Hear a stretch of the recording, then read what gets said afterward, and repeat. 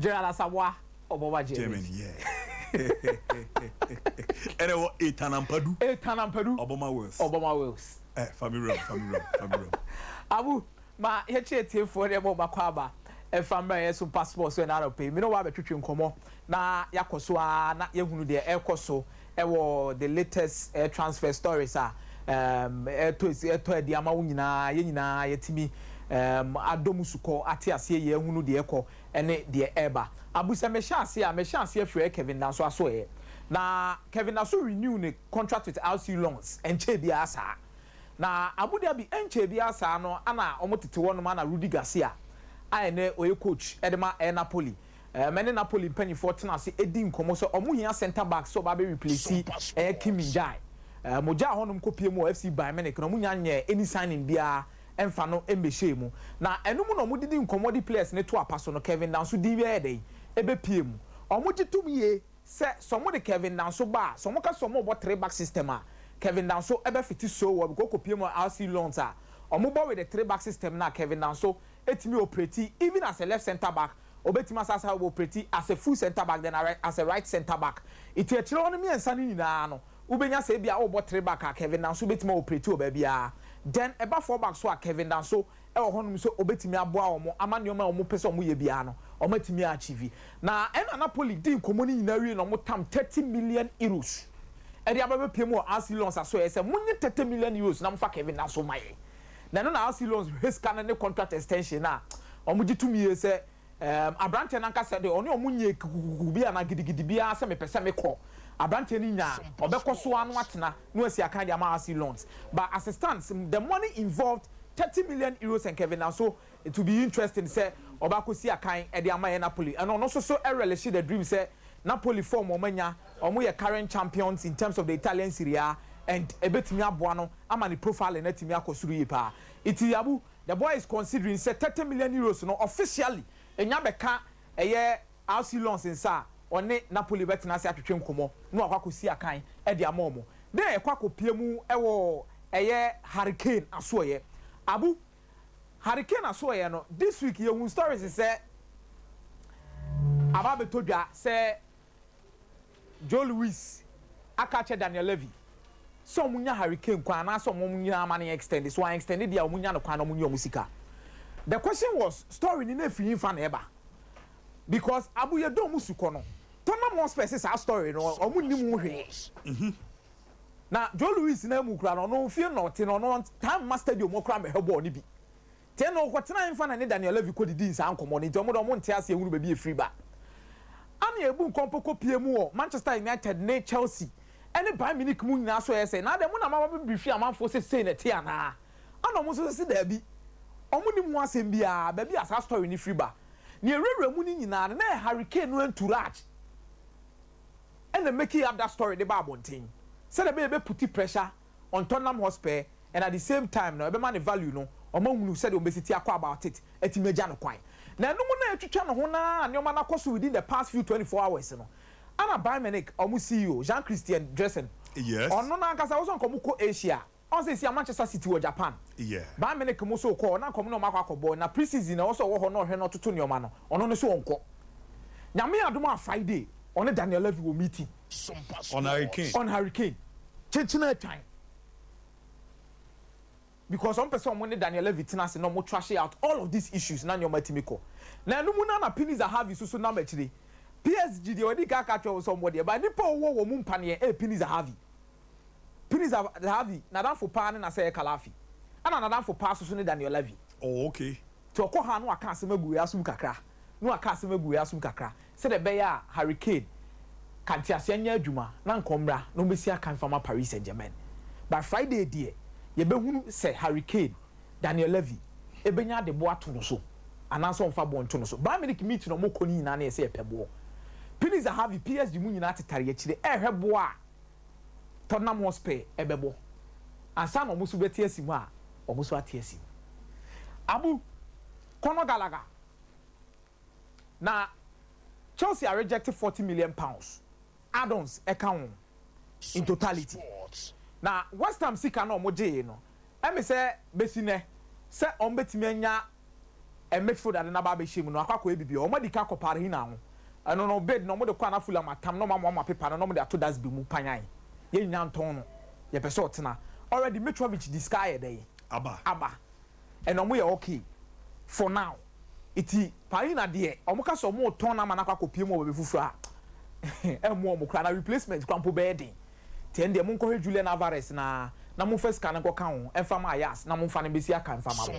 na enu mo no mo say another midfielder de na kan any other defensive midfielder bi on beton de naba eno mo gitumi ye say Conor Gallagher emo mo that particular kind of still no mo here no last season no hwe bibi hwe ya Sushek no need Declan Rice na de bi on board the double pivot de ma West Ham yes but the dream bi no mo de Paqueta and be share in that particular double pivot because no mo per control in some games omo gitumi ye say Sushek you good there or tackle so but o person dominating games and Sushek asem ito omo nya obi de ne be kan won fifi on no mo board double pivot with another defensive midfielder be koyie it na mo ni abre so mo had the tenacity of Abrante Fen Conor Gallagher in obo game the level of commitment or the ball any osaso ye homegrown player no e betimi abo mama ne o ma koyie e de am in the long run age so won afa 23 years then na Chelsea for say 40 million pounds in the magiska bebre kamu ye ni 50 maya kepe mo family say Conor Gallagher 50 million pounds. Conor Gallagher 50 million pounds. Now West Ham ade no de coin na enye written clubs normally verbal accommodity na mema say mesumaji say mema say medi say midway na ema it is a bibia anya jetu ma no matro agu paper so no mo de aba beto animu say ne nyina ekakosi nti mun sign mo part na so enye dey yes part na bibia ntimi nko it na drum bia be ka Manchester United I have verbal offer for this player why say sa na we a verbal offer no mo de ko na Chelsea abo ato atwene na verbal offer na enye Conor Gallagher nko a Scott McTominay o masa so abo awura ho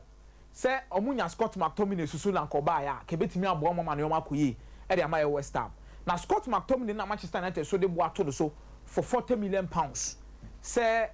West Ham manage ne ho no so be fa Scott McTominay wo ebenya 27 years this year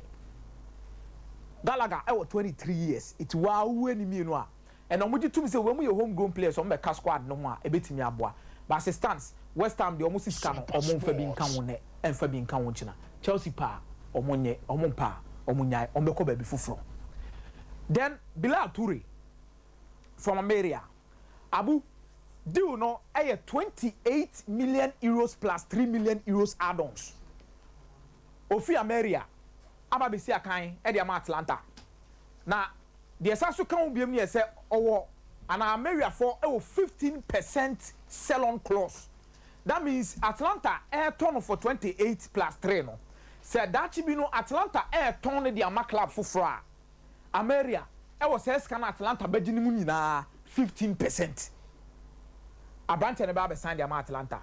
Na enumu na Manchester United ehu ni say Atlanta nya sign Bilal Toure ne de e na kwama bie e de ama mo say Hoyland deal no. Omo be wie because mu ni say Toure and the replacement for Hoyland. Hoyland the personal terms there enya boni bia bibia de dedi on the Manchester United personal terms he agreed. But baby Manchester United any Atlanta gina omo di nkomo aye back and forth ni nyina na say Manchester ye willing say nkomo between 45 to 50 million pounds add-ons kan hu.